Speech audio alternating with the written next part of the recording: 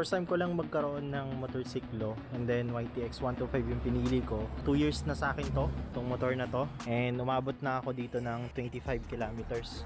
Ayan, 25 kilometers, 25,000. Sa loob ng 2 years, marami na ako napuntahan. Punta na ako ng Sorsogon, Bales, Tangas, balak pa akong pumunta ng Ilocos Norte. Sabihin ko sa inyo yung mga napalitan ko na and yung mga naranasan ko ngayon, lalo na after 25,000 kilometers, lumabas na yung sakit niya. Unang taon, hindi ko siya ginalaw kasi under warranty pa siya. So, wala akong ginalaw sa wiring. Pero, bukod sa mga usual maintenance na oil change, yan, ganyan. Ang unang-una nyo mapapansin dito is yung headlight niya. Masyadong mahina. Kaya nagpakabit ako ng MDL. Nagpakabit ako ng bar dito. Ginawa ng mekaniko ng ibang paraan. Tapos, dinirect ako sa headlight. Pero, susunod, nalagyan ko na ng relay yan. So, ano pa? After 25,000, nagpalit na din ako ng spark plug. Kasi medyo sunog na yung spark plug. Yan. Sunog na. So disclaimer lang, hindi ako yung ginagamit yung motor ko as lalamove, gano'n. Gamit siya kapag bumibiyahe ako. Mga usual lang, hindi katulad ng iba na naglalalamove, nag-grab, nagjo-joy.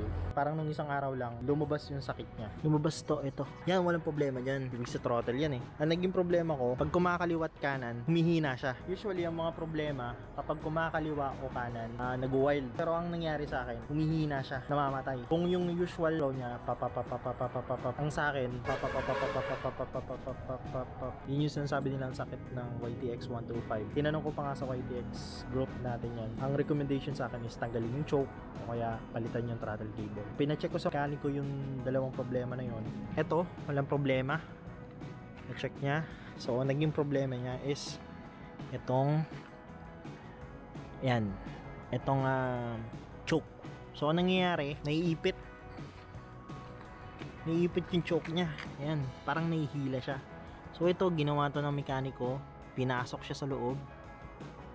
Ayan, pinasok para hindi daw nahihila. Pati yung sa choke, pinadisable ko na. Ayan, wala nang linya dito. So ito yung choke ko. Diba? Ayan, ito. Ayan, pinutol na. Ayan, putol na. Okay na, wala nang problema. And then itong ito din, nawalan ng busina. Problema pala nito, pagkatagalan, ito. Chinek yan ng mekaniko, doon nakita na parang medyo pudpud na yung switch. Ayos na ulit, tumutunog na. Overall sa makina, wala kang magiging problema. Basta alagaan mo lang. Then ito, natutunan ko din to na kailangan pala pinapalitan itong, ito. Napupudpud pala yan. Yan, bago yan, kakapalit lang niyan kahapon. Pati kadena bago lang to, kahapon lang din. Pangalawang na yan, kadena na yan. Kasi gusto ko bago. Pagdating sa makina, walang problema. Usually, lang yung magiging problema mo, yung preno, it's either yung preno, yung gulong mo. Pero yung makina, solid na solid. Ang sarap ng takbo. Kanina, ang sarap ng takbo ko bago yung mga yung mga sprocket. Yan. Maintain nyo lang, tignan nyo lang din yung mga sprocket nyo. Kasi sa katagalan ng biyahe, napupudpud pala tong mga bakal na yan. Tuloy, parang bago ulit. Tinda.